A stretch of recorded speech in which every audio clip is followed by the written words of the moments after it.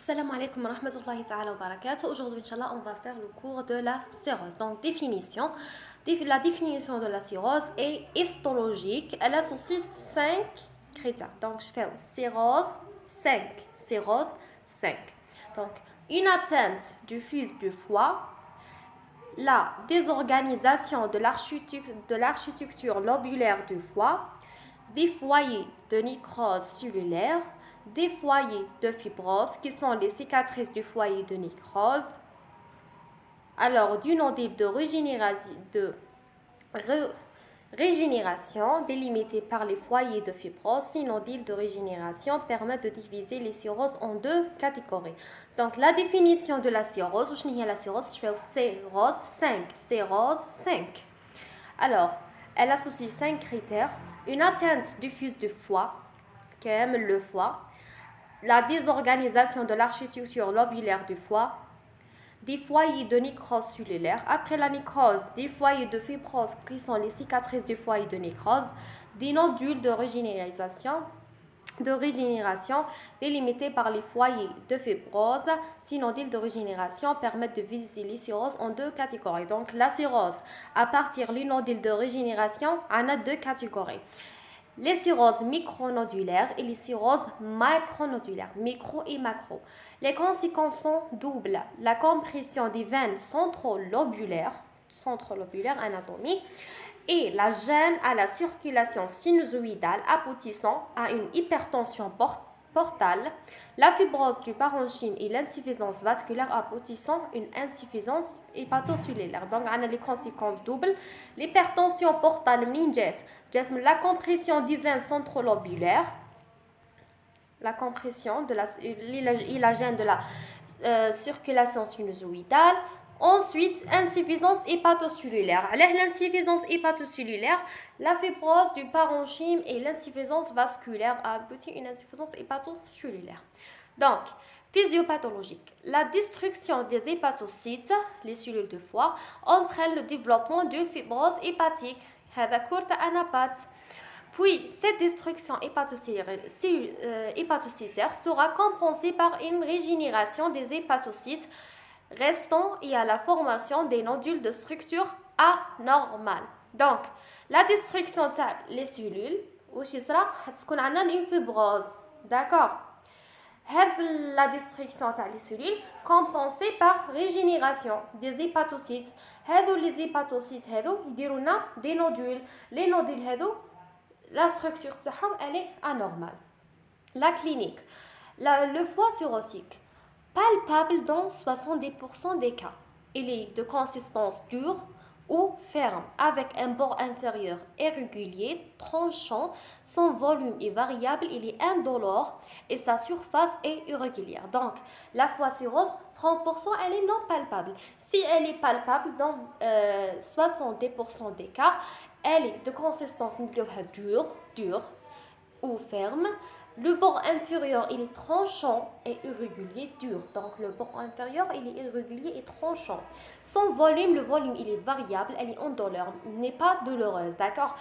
Et sa surface est irrégulière. La surface, elle est irrégulière. Le bord inférieur, il est irrégulier aussi et tranchant. Elle est indolore aussi. Elle est de consistance dure et ferme. Donc, je fais oublier. 70%, هاي الأولى حاجة الأولى كلش فيه الدي 70% dur, indolore, tranchant, irrégulier. Donc, le syndrome d'hypertension portale. La circulation veineuse collatérale, c'est le meilleur signe. Elle se traduit par des veines sous-cutanées distendues. Anormalement visibles, elle prédomine dans la région sus-ombilicale. Donc, la région sus-ombilicale, les veines كيف احنا نقولوها يبانوا. Donc les veines sous-cutanées descendues anormalement visibles.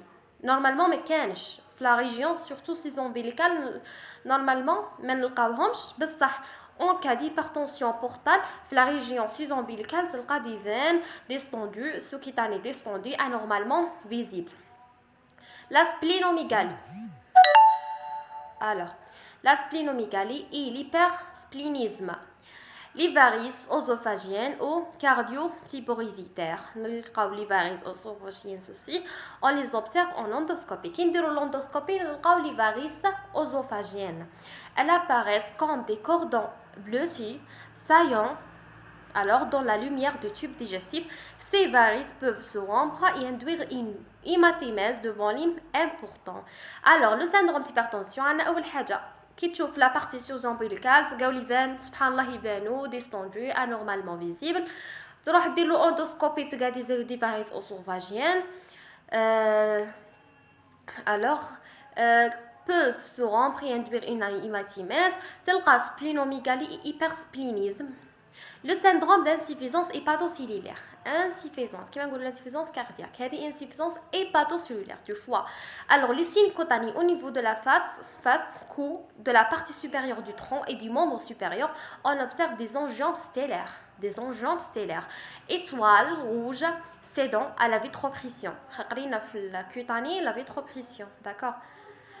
Correspondant à des artérioles, d'accord, dilatées, d'où naissent de petits vaisseaux qui forment une couronne autour d'un point central. Qui m'a nejma, تلقاها كيما نجمة. C'est à la vitropression qui تحط مثلا في le centre تاعها تختفي, d'accord. Cédant à la vitropression correspond à des artérioles dilatées, d'où naissent de petits vaisseaux qui forment une couronne autour d'un point central. Toujours l'inspection. Tu ouvres le cou, la face, le tronc, par exemple, la partie supérieure du membre supérieur, c'est les angiomes stellaires. On observe aussi une érythrose palmaire. Érythrose, c'est l'exagération de coloration rouge palmaire. Moucheté de la peau au niveau des éminences ténars et hypoténars. L'érythrose palmaire est due à l'hyperaldostéronisme. D'accord. Alors, au niveau du pouce et de l'index, on observe un agrandissement de la lanule de l'angle. C'est l'angle blanc. L'ictère, il est à bilirubine conjuguée, donc urine foncée, proportionnelle à la gravité de la cirrhose. Les troubles endocriniens chez l'homme, syndrome d'hyperostérogynie avec disparition de pilosité axillaire, apparition d'une pilosité pubienne triangulaire, atrophie testiculaire et gynécomastie. L'atrophie testiculaire et gynécomastie parce que l'ostrogène il compte pas bzaf. Chez la femme, les troubles sont plus discrets. On note parfois une diminution de la pilosité axillaire et pubienne et une aménorrhée. L'encéphalopathie hépatique, ensemble des signes neuropsychiques en rapport avec l'insuffisance hépatocellulaire sur YouTube. Alors, l'acide et les œdèmes des membres inférieurs.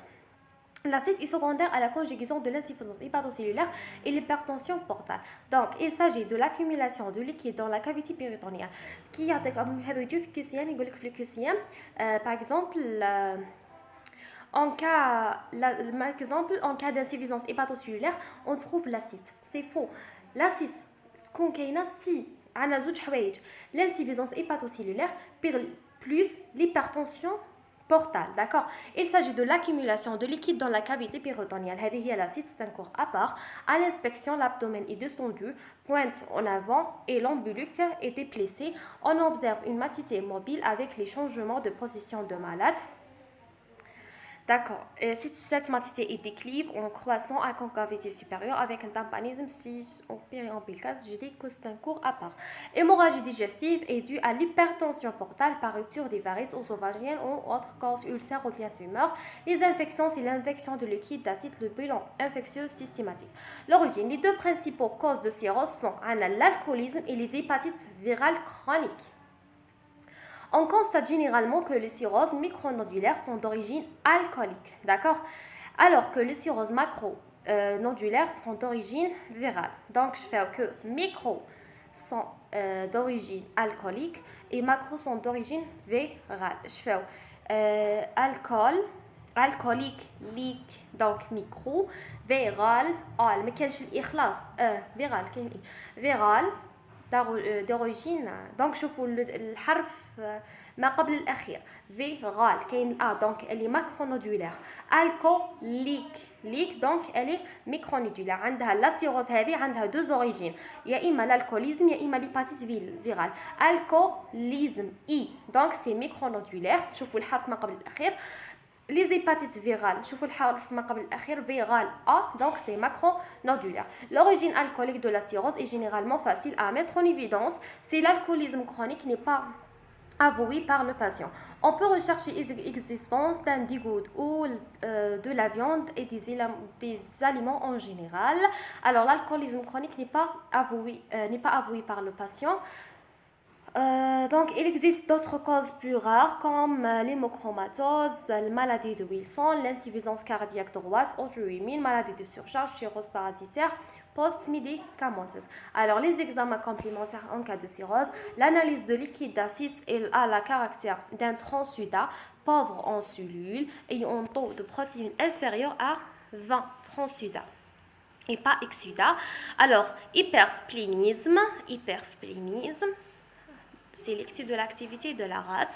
Alors, les signes biologiques d'insuffisance hépatocellulaire sont l'hypoalbuminémie, parce que l'albumine, c'est le foie.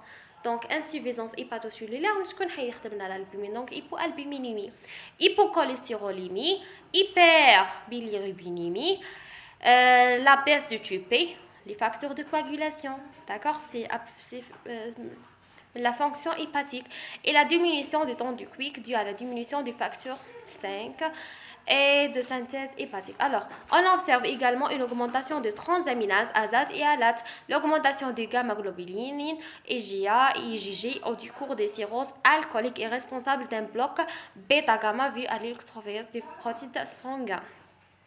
L'échographie hépatique couplée au Doppler recherche des signes endoscopiques, on a les varices œsophagiennes, les cirrhoses. Alors les ponctions, biopsie hépatique. Alors j'espère que le cours rafif. Wassalamu alaikum wa rahmatullahi ta'ala wa barakatuh.